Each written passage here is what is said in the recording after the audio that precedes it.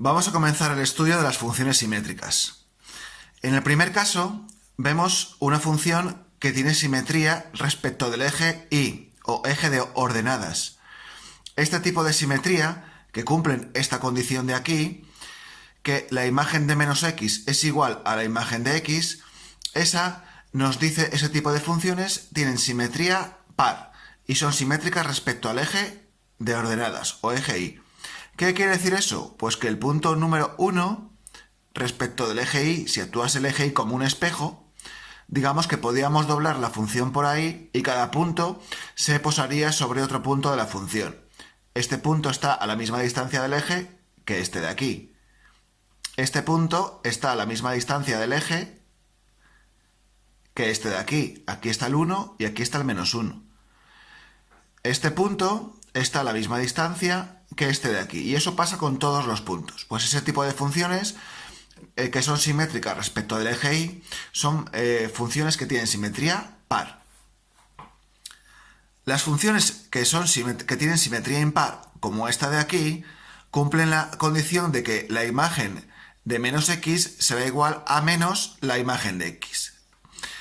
¿Eso qué quiere decir? Que esas funciones son simétricas respecto al origen de coordenadas, es decir, respecto a este origen. Quiere decir que este punto tiene su simétrico aquí. Este punto, si trazo una línea recta que pase por el origen, tiene su simétrico aquí. Este punto tiene su simétrico aquí. Bien, si yo tengo una línea recta, ¿veis? Este punto tendría su simétrico aquí. Con respecto del origen, este punto tendría su simétrico aquí. Con respecto del origen, este punto tendría su simétrico aquí. Ese tipo de simetrías respecto del origen de coordenadas son las simetrías impares. Una función puede tener simetría par, simetría impar o simplemente no tener simetría.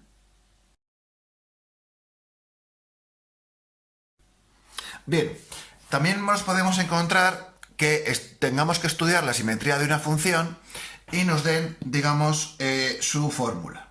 Entonces, aquí tenemos que la función es x² más 4 y nos dicen nos preguntan si tiene simetría par o simetría impar.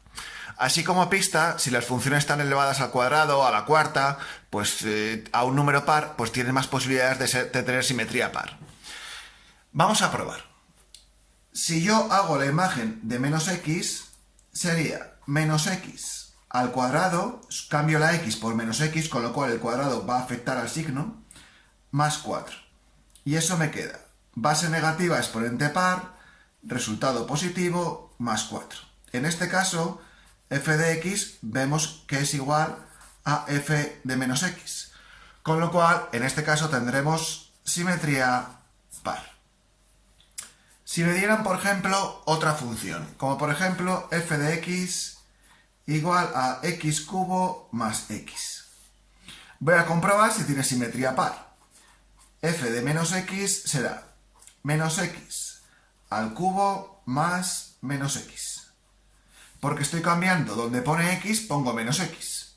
Aquí donde pone x, pongo menos x. Y el cubo afecta a todo.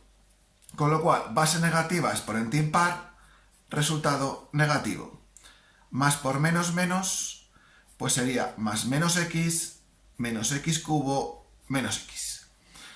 Esta y esta no se parecen, con lo cual simetría par no tiene. Si hago menos la imagen de esa función, es cambiar el signo a todo, multiplico por menos 1. Menos x cubo, menos x.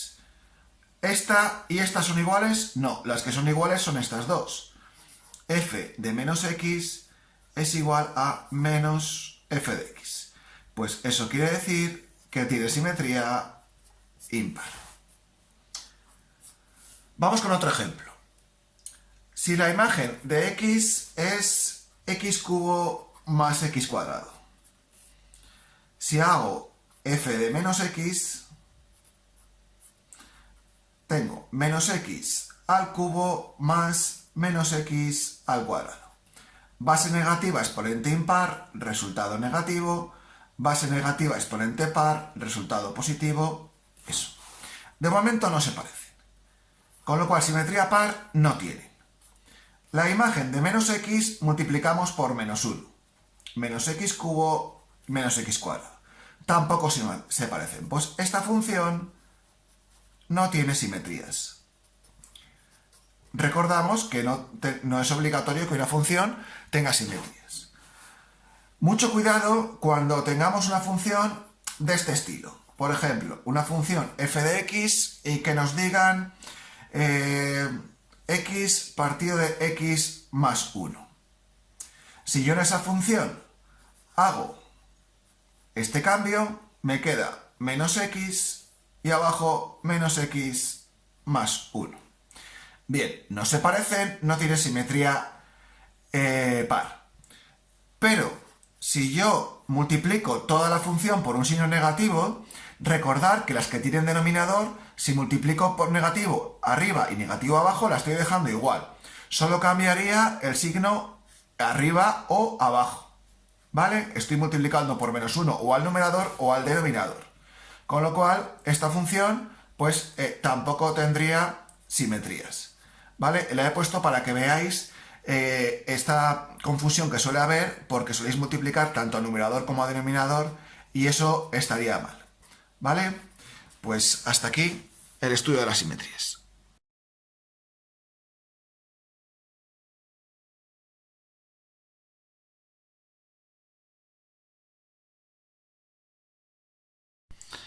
Bien, vamos con el estudio de las funciones periódicas.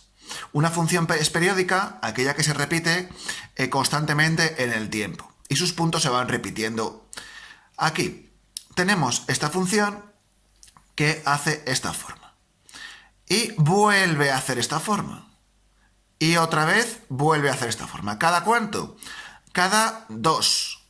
Es decir, este punto, ¿dónde vuelve a estar en el eje X otra vez? Pues cuando ha pasado 1, 2. Este punto de aquí, uno cualquiera, este de aquí arriba, por ejemplo, ¿dónde vuelve a estar a altura 40? Cuando ha pasado 1 y 2. Bien, pues ese tipo de funciones que están repitiéndose constantemente serían funciones periódicas. Y yo puedo calcular en una función periódica sus imágenes. Por ejemplo, yo puedo calcular la imagen de 2. ¿Cuánto valdrá la imagen de 2? Pues aquí es cuando la x vale 2. ¿Cuánto vale la y? 0. Pues la imagen de 2 es 0. La imagen de 3. La imagen de 3, 1, 2 y 3. Cuando la x vale 3, la función está aquí. ¿Cuánto vale la y?